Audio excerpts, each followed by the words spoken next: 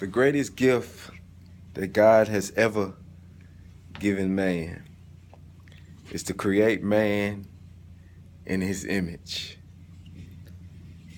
A lot of people may think that the greatest gift God has ever given man was life. And the greatest gift that God could ever give man was Jesus Christ. But I'm here to tell you today that the greatest gift God could have ever given man is to create you in his image. See, with God creating you, creating us in his image, we have each and every characteristic that we need to survive in this world. Jesus told us that so as a man thinketh, so is he, which letting us know that if you think you're poor, you will be poor. If you think you are rich, you will be rich. If you think that you are sick, you will be sick. And if you think that you have health, you will have health. The greatest gift God could have ever given man was to create man in his image. A lot of people say that we're sinners. A lot of people say that we are wretched undone.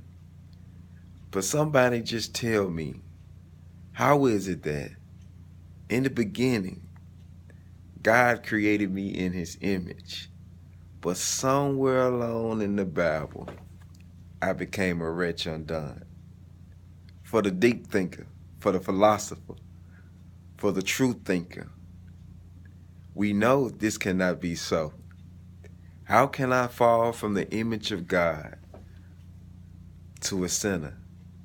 This means that God has made a mistake.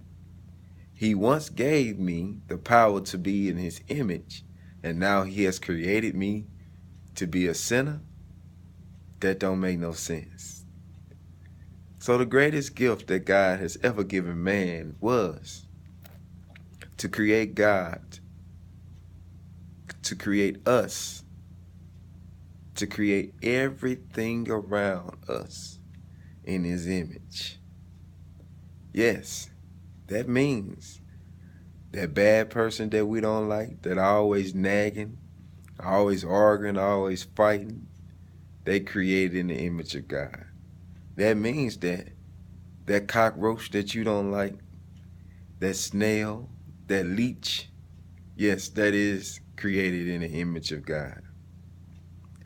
But for the thinker, for the one who wants to see mankind prevail in life, for the philosopher that wants to see mankind rise in life mentally,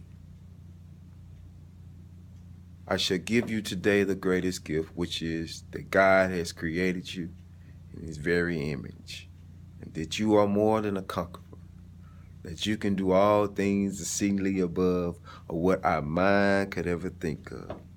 The last part, very important, according to the faith that work within you. This is your word of the day. Your boy, Q Walker, Quincy Walker. Walk as you are, be as you are, think as you are. The tree shall bear the fruit that it is. An apple tree cannot bear an orange, nor can an orange tree bear an apple. And your mind will bear exactly what you're thinking.